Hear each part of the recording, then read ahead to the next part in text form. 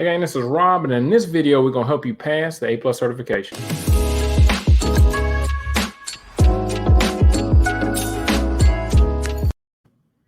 All right, gang, if you've never seen me before, I'm Rob, the founder and creator of Master I.T, the home of the Zero to IT Hero program. If you're interested in training, you can visit the link below. So if you never rocked out with me before, we actually go through some practice questions for A+ to get you a little bit better with your analytical thinking and ways to critically analyze stuff to be able to decipher information out of the A+ exam to help you get a better score when you actually go inside the box. Okay, so right now, we're not gonna waste no time.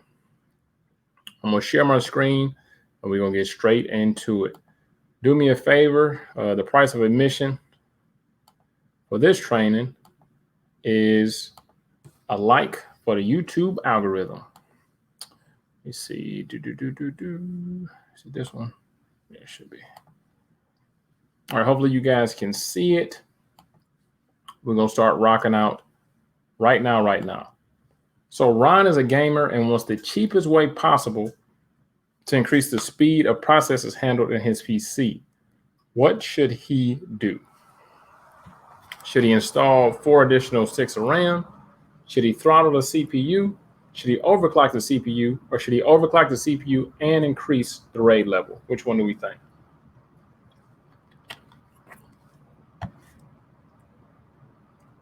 All right, so I think that he should overclock the CPU. So the reason for that is you got to look at keywords when we're taking these exams, right? So it says he wants to do the cheapest way possible to increase his speed. And the cheapest way possible would be to overclock the CPU. So overclocking the CPU is basically when you change the CPU settings to go faster than the manufacturer recommends, right? And a lot of times if you overclock the CPU will actually overheat, right? So if you're going to overclock the CPU, you probably should also get better cooling, okay? All right, so the owner of Jazzy Paint has 3 locations throughout the Georgia-Chicago area. All locations need a minimum speed of 1 gigabit per second. What type of network is Jazzy Paint most likely a part of? Are they part of a MAN, a PAN, a WLAN queue, or a CAN? So when we actually get inside of the testing center, or if you take the exam at home, acronyms are a big part of the exam, right? If you don't know what acronyms stand for, you're gonna have a rough time. You're gonna have a tough time inside the actual exam. You have to know what these acronyms stand for, and it's gonna make your time during the exam a lot easier, and you won't have a damn seizure while you're taking the exam from freaking out because you don't know what the acronyms stand for, right? So I think he should, or she should pick MAN. All right, so it says the Greater Chicago area, and MAN stands for Metropolitan Area Network. Metropolitan is also known, or another term for city, okay?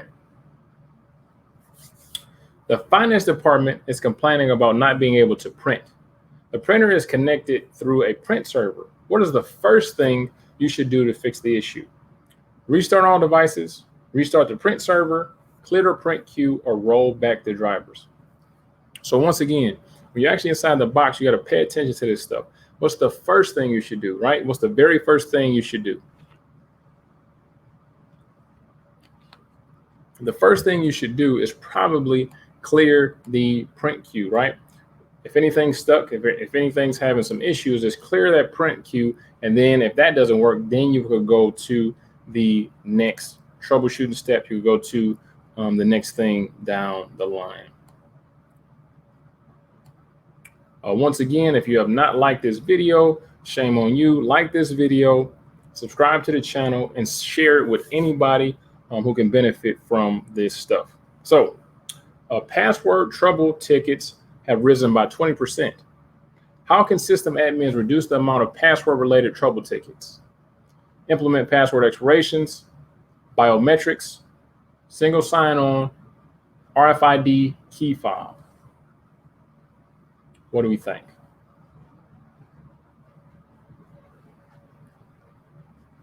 So when we talk about trouble tickets, right? Trouble tickets are the technical term for when you're working inside of help desk, when you're working inside of IT, you're going to have some kind of ticketing system. And trouble tickets, because you're a troubleshooter, you got to figure out how to fix shit.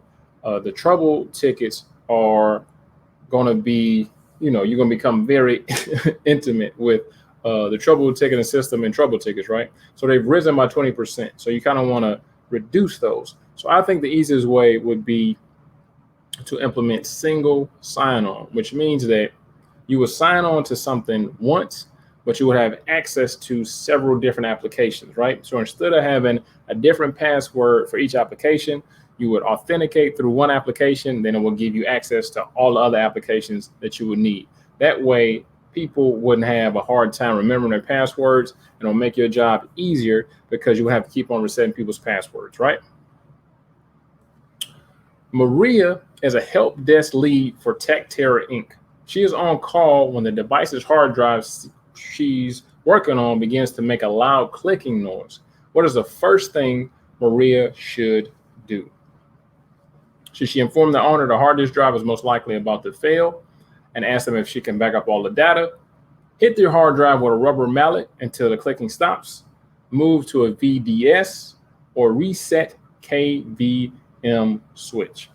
So while you guys deliberate about that, a question that may come up is, where the hell are these questions from? So these questions are questions that I made up personally, right, to help my students in the Zero to Hero IT program. They have access to not only these practice questions, but a bunch of more practice questions. And the practice questions that they have access to that's in their final exam mirrors the questions that's on the real exam. Well, it doesn't mirror it, but it tries to simulate, the actual process of taking the exam. And the cool thing is, after they go through the training, they're so laser focused on knowing what they need to know that a lot of times they actually have about 15 to 20 minutes to spare on the actual exam, like the certification exam and the real exam, because I pretty much turn them to absolute beasts. Once it's time to, why am I stuttering so damn much? Once it's time to take the exam. Anyway, inform the owner that the hard disk drive most likely is going to fail. So a lot of times with traditional hard drives, if you hear a clicking noise and it's sticking, most likely that drive is about to fail. So while it's still working, you want to back up everything. So if it eventually fails, it won't be, all your data won't be gone and corrupt. Make sense? Now, if the user says, hey, man, whatever, I don't feel like waiting for you to back it up, have them sign something that says, hey, I don't give a damn about my data, just so when it does corrupt or if it does mess up or blow up while you're trying to fix it, you won't be liable for that information, okay? Okay, Juan opens his email on his new mobile device. He finds that all images will not appear. No matter who the email is from, the images don't seem to be downloading. What's the first thing Juan should do? Should he run patch updates, change the email client security settings, restart the device, or delete all emails? What do we think he should do?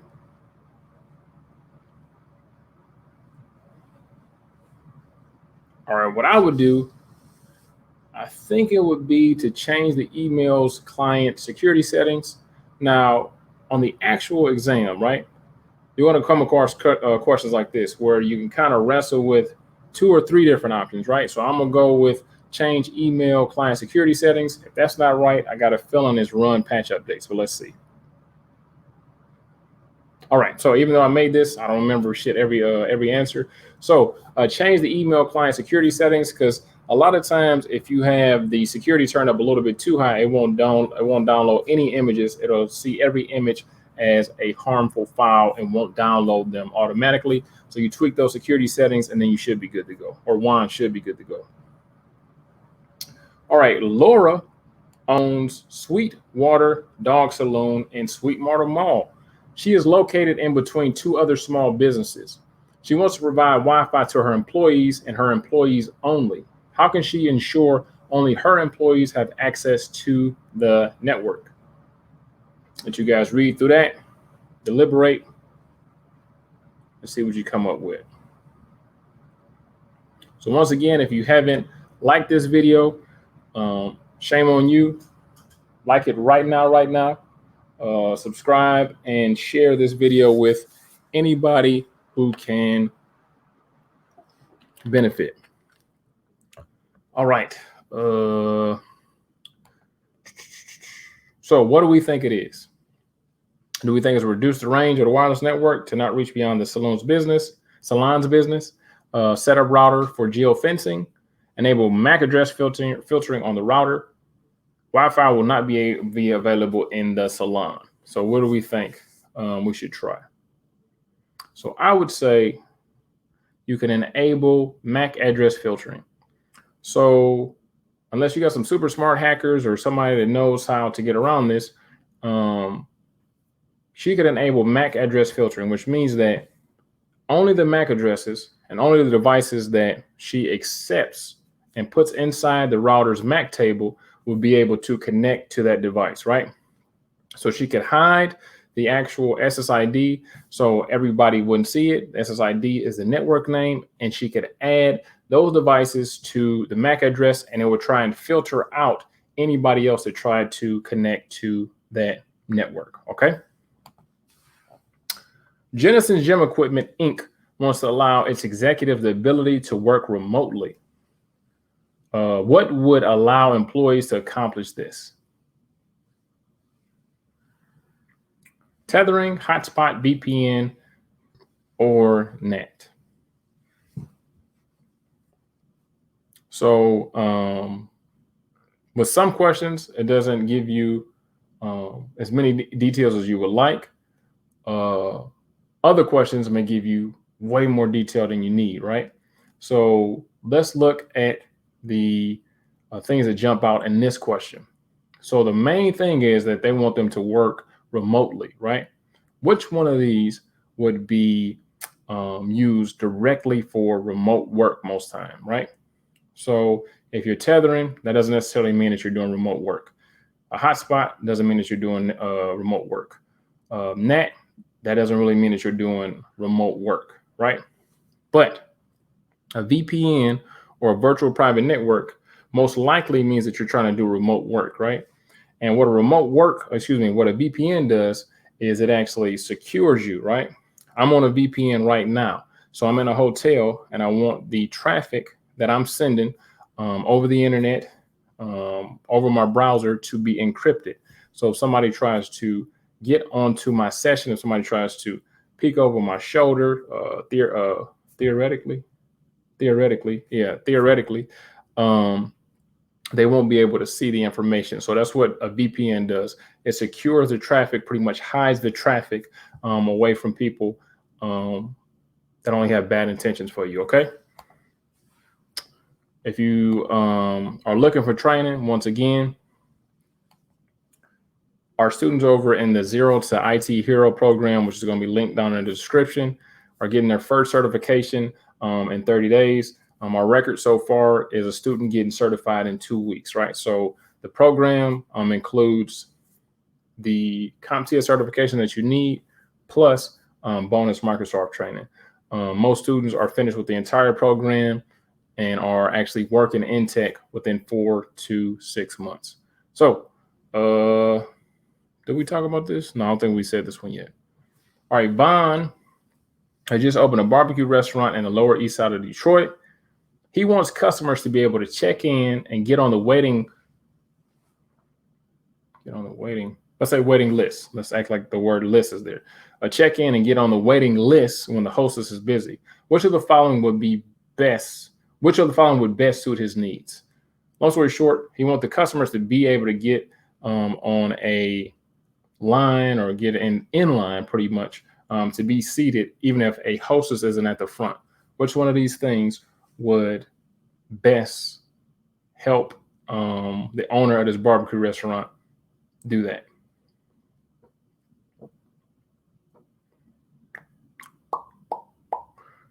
Hopefully you guys said touch screen kiosk, right? It's touch screen kiosk. So on a touch screen kiosk, if you set it up correctly, it could just have an app on there. It could have something on there to say, okay, these are the seats that are available. Pretty much like nowadays when you go to the movie theater, a lot of times they'll have a screen and it'll show you these are the seats available. So that would pretty much be the same type of app that he would have or that Vaughn would have, and he wouldn't have to worry about always having to have a hostess up at the front. She can be doing other things. Roman moves a high-end graphics card from his old computer to a new computer. The graphic card seemed to work fine when using email, web pages, and various other applications. But when he tries to play Logan Quest, a new PC game, his machine restarts after a few minutes of the gameplay. What most likely is the issue?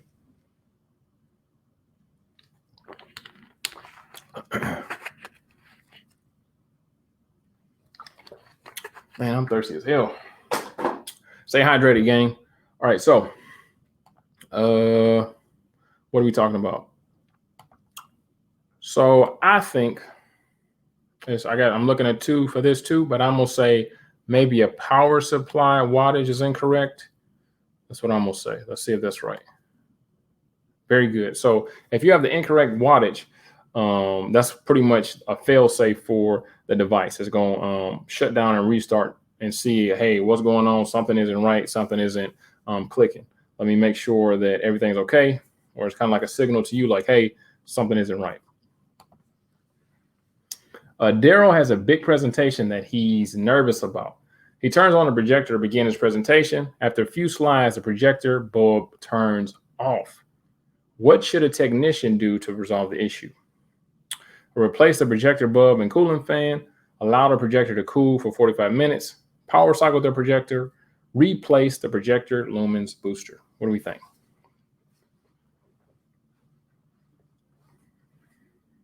I think it is the first one. Hopefully you guys agree, but I think that's what it is. So most projectors come with a cooling fan, right? And a lot of times if the cooling fan isn't running, the projector will just turn off, right? It'll just turn off because it's overheating, or that's like a fail safe so it doesn't overheat. If it reaches a certain temperature, it'll just automatically turn off.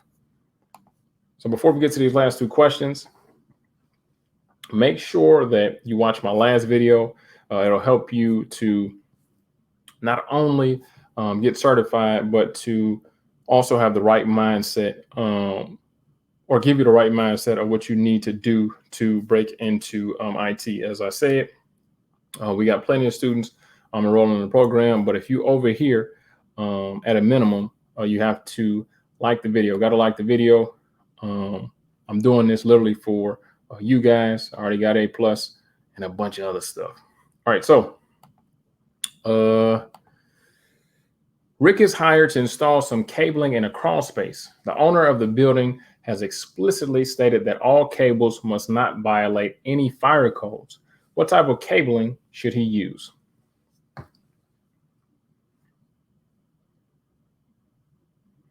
So since you guys are super smart, you probably picked plenum, right? So plenum rated cables, when they begin to melt, they don't give off any toxic fumes. If a cable isn't plenum rated, when it begins to melt, it'll give off toxic fumes, okay? So you want to make sure that it is plenum rated, that it's plenum rated. All right, Mario's phone will not charge when it connects when he connects his USB charger. Oh, that's what I want to say before we finish this up.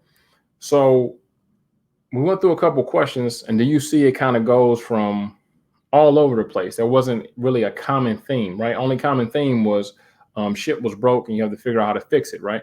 So with this stuff, it's not going to be in order. I keep saying it. So I'm going to, just to remind you guys that it's not going to be in order, right? So it's going to be a little bit of everything. So the A+, both parts together literally has hundreds of topics that are covered on the exam. So it's going to be, something about networking, something about printers, something about cloud stuff, something about security, something about networking, and it may be 5 questions about 5 different topics or 90 questions about 90 different topics, right? But if you're in the Zero to IT Hero program, you ain't got to worry about that because we make sure that you're ready to do what you need to do.